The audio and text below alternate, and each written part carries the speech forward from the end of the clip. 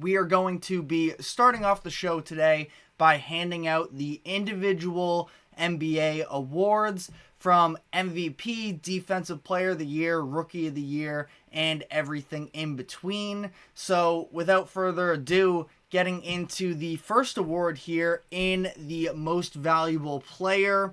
This has been definitely a contentious race in terms of social media, maybe not quite as toxic as Joel Embiid put it a few weeks ago in terms of the recent set of years. In large part, that's due to the fact that we don't have Jokic and Embiid fans both sort of duking it out for who should be the most deserving. I feel like there's just that little bit of a rivalry considering two of the best centers, not just in the current NBA, but definitely Hall of Famers to come here. But on that note a little bit, I am going to go with Nikola Jokic as the MVP this season. He is just, in my eyes, definitively the best player in the NBA. And there is a lot of talent on that Denver roster, but Jokic is the identity of that team. You can see it from the way that the entirety of the group plays, and the system that is run around Jokic, I believe, is just so much easier to thrive in. We've seen these players that play amongst him be able to put together some of the best years of their career. Aaron Gordon is case in point A, where he was this promising young player in Orlando for a handful of years, but ultimately the fact that his outside shot wasn't the most reliable, and he sort of struggled to find his spots in terms of scoring. He comes in with Jokic, and he is able to capitalize, make the most out of his level of athleticism and his IQ, where it's those backdoor cuts when he's on the baseline, and Jokic working from the post is able to sort of just read the defense based off of how many guys are they going to send at me, and am I going to have that open passing lane to Gordon. And sometimes the passing lane isn't even all that open, but he still makes the pass regardless. It's more than just Gordon, though. Kentavious Caldwell-Pope, who is a very solid role player, won a championship with the Lakers, but has really been able to thrive in this system. And then you see the way that the rookies just understand, rookies and young players in general have been able to sort of just slide into this system where you have Christian Brown, the way that he was able to impact the playoff run last year, again with those backdoor cuts, just the entire team understanding to be as active as possible, and Jokic is going to make plays. It causes all types of disruption for opposing defenses, forces an enhanced level of maturity and awareness on the other end, and again, lots of talent on the Denver roster, but in large part, they are a little bit Jokic or bust. You see it every time when Jokic is not on the court out there. That's why he has an on-off differential of plus 23.7, because anytime he goes to the bench, there's just not that same level of production. And Jamal Murray, of course, is a phenomenal sort of Robin to Jokic being the Batman, but at the same time, he's been dealing with injuries through the past couple seasons. Only played, I believe it was 58 games this season. And, you know, down the stretch of the season, we saw how much it was Jokic reliant. And again, I do think that in large part, because of last year, the Nuggets sort of coasted their way into the postseason as opposed to actually trying down the stretch. That did hurt Jokic's MVP chances. So he could very well have been a 4-time straight MVP if things broke differently last year. Not saying Joel Embiid wasn't deserving of it necessarily, but I just think that Jokic is the best player in the NBA. He is on one of the best teams in the league this year, tied for the second most wins in the NBA this season. And, you know, I just don't think there's too much of an argument against it. Now, the runner-ups Shai Gilgeous-Alexander, and Luka Doncic. I would probably have it in that order. I don't feel extremely strongly. I do know that a ton of people are on the Luka Doncic train, which is absolutely fair. The counting stats that he put up this season are remarkable, but at the same time, I do feel like there is, when you look at the situation surrounding the Nuggets versus the Mavericks, there's some level at least of Luka has this other player he can really default on and make his way, and that being Kyrie. We finally got an improved Kyrie season. He played about just as much as Jamal Murray did as well in that sense, but Kyrie is able to create down the stretch and carry these big moments by himself. I do feel like, not to diminish Jamal Murray because he is an incredible player, but injuries have really gotten in the way of him reaching his full potential, and it does feel like even in his highest moments, Jokic is involved in the play one way or another, whether it be the screen or the extra attention that he is drawing down low.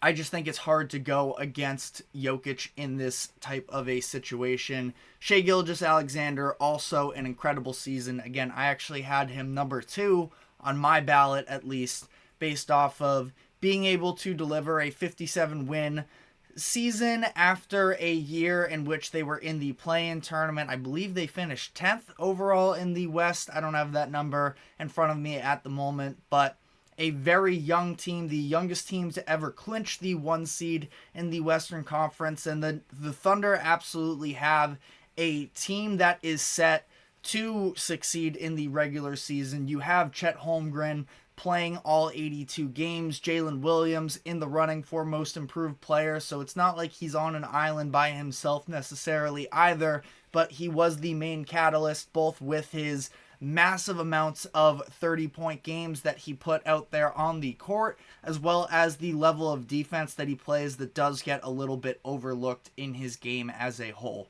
But I just mentioned Chet Holmgren.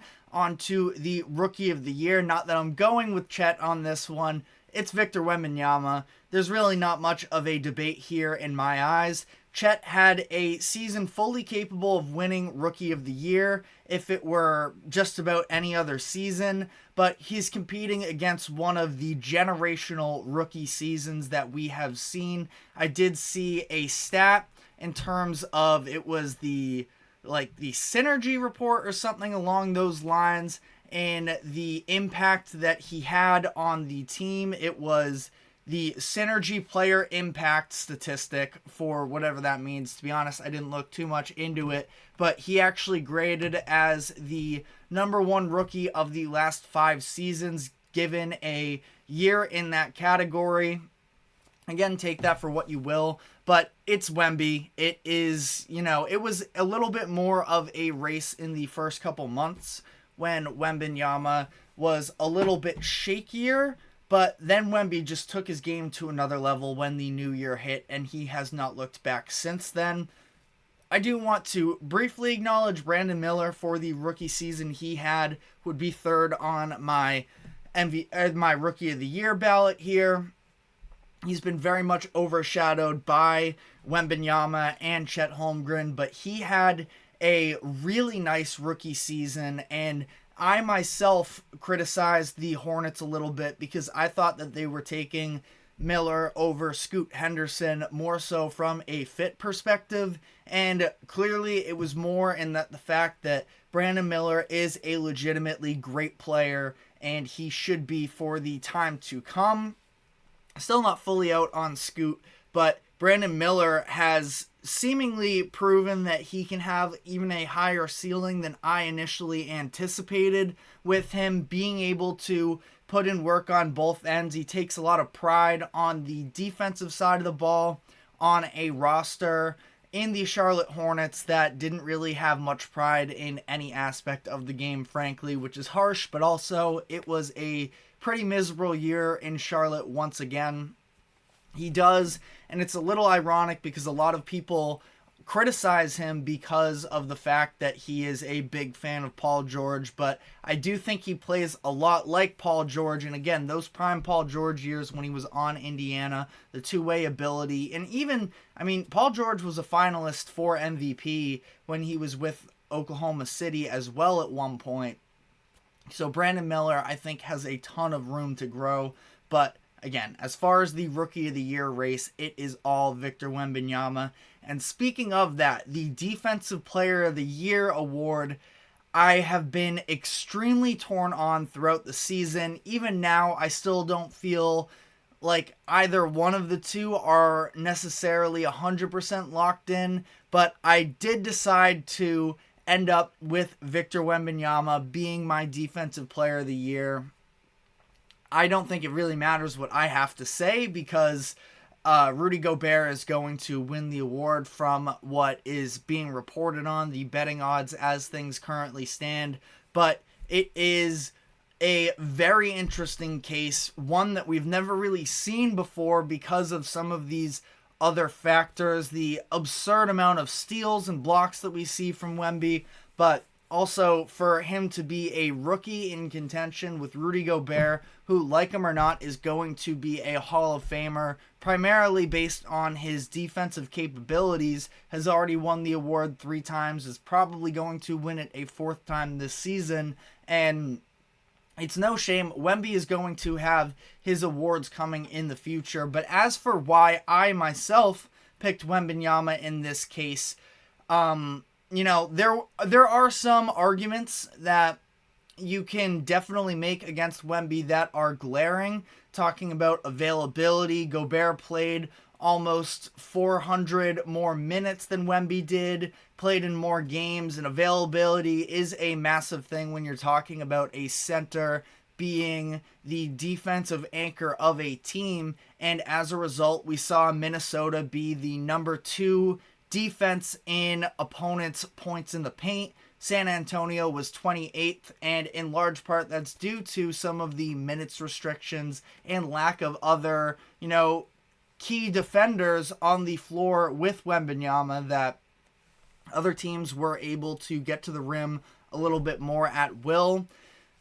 History would show that a true Defensive Player of the Year can elevate a team's defense to being a top 5 unit. Since 2000, there have only been 2 Defensive Player of the Years to not be on a defense that was top 5 in defensive rating in the season. The Spurs were 21st, would significantly be the worst team to ever have, a worst defensive team to have a Defensive Player of the Year award winner. The Timberwolves were first on the other side.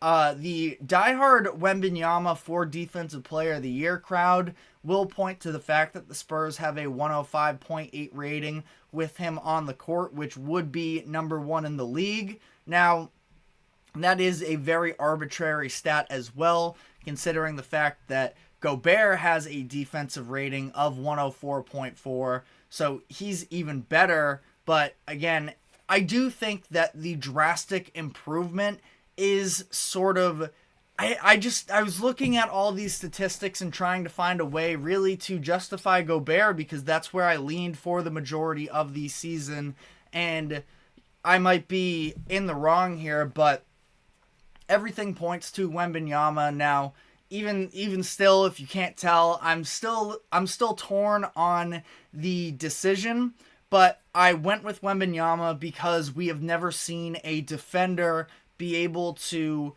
impact all of these different things on a court so rapidly, so masterfully, especially early on in his career, being the deterrent that he is, and the way that he was really able to improve a Spurs defense. Again, when you look at the full season stats, they don't necessarily stand out for the Spurs defensively, but Wembanyama was an absolutely different player, and that was a different defense when he was on the court. And I think that Rudy Gobert is, of course, one of the greatest defenders in the modern era, but we are emerging into the Wembanyama we're emerging into the Wembanyama era of he is going to win his share of Defensive Player of the Year for years to come. Most improved player, I have Coby White of the Chicago Bulls. I think in terms of a talent and being able to be going from sort of a bench player, a mediocre player, to being a legitimate productive part of the team, Coby White is the clear choice for me. He just signed a second contract with Chicago this past offseason that is worth about $12 million annually, and that seems like it is going to be a steal of a contract for the Bulls moving forward these next couple years.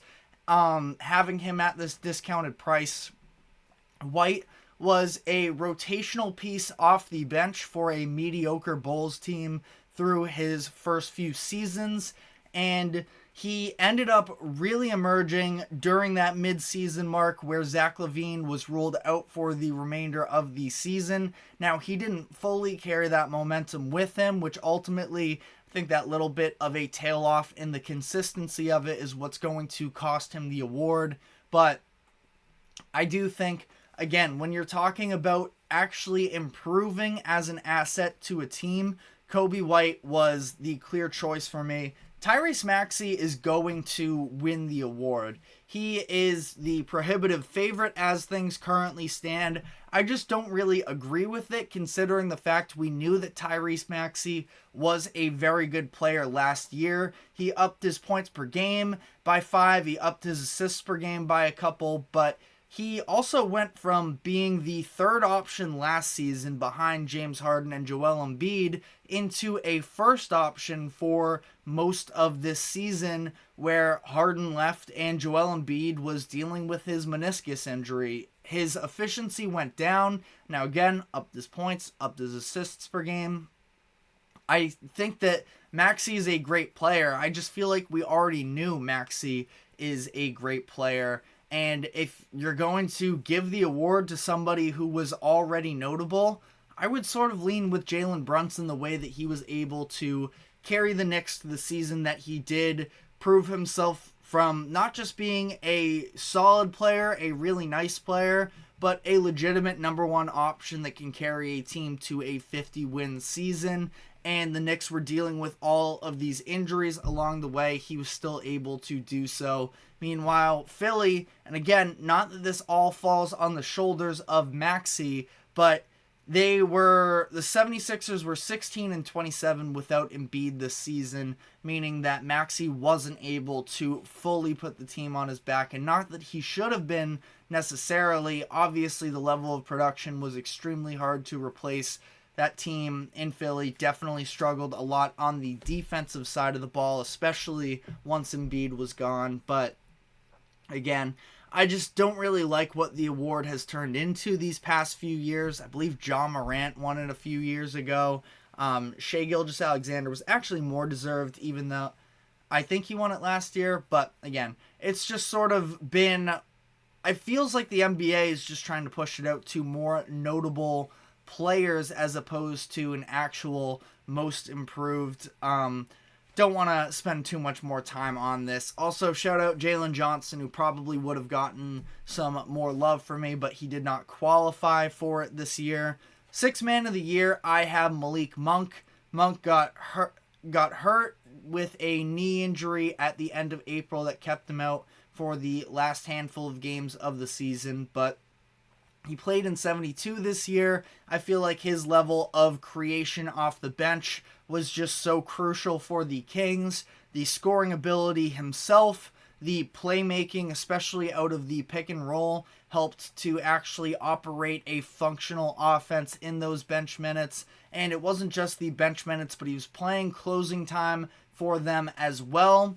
The runner-ups I would have here would be Naz Reid and Bobby Portis. I know that Reid has gained a lot of momentum for this award in the past few weeks. I mean, the way that he was able to step up and help the Timberwolves to not fall off when Karl Anthony Towns went down with injury is very significant in my eyes, and he definitely deserves credit. But at the same time, I do feel like when it comes to Naz Reid, he wasn't the one playing these closing minutes for Minnesota throughout the season for the most part. Monk was a six-man, but he was still playing starter minutes because that's what they saw him as one of their best players, but provided a spark off the bench. Naz Reid is also incredible. I've been a huge fan of him. That's why I didn't think that the Timberwolves were going to completely fall out of the picture when Cat went down, because I think that Naz Reid could be a starting center on an NBA team. I still feel like that. But in terms of sixth man of the year, Malik Monk is the creator, and he brings sort of the essence of this even more. I think he has a little bit lesser of the scoring, but more of the playmaking maybe than a Jamal Crawford, who is pretty much synonymous with the award. Wanted to give some love to Bobby Portis as well, who has also had a very nice season for himself. I believe he won last season as well. But Coach of the Year, I have Oklahoma City's Mark Daigneault. He was just named the Coaches Association Coach of the Year award winner last night. He will probably win the official award as well. Led the Thunder to becoming the youngest one seed in NBA history. They were just a very overachieving team this season, and it's not that people didn't see this coming. There was a real chance that the Thunder were going to take this step. Shai Gilgeous-Alexander made first team All-NBA last season. We saw the development of Jalen Williams from the second half of last season into this. They then got their rookie center in Chet Holmgren back, who missed all of last season. So it's not like this came out of nowhere necessarily, but the one seed to bring that home is very much impressive.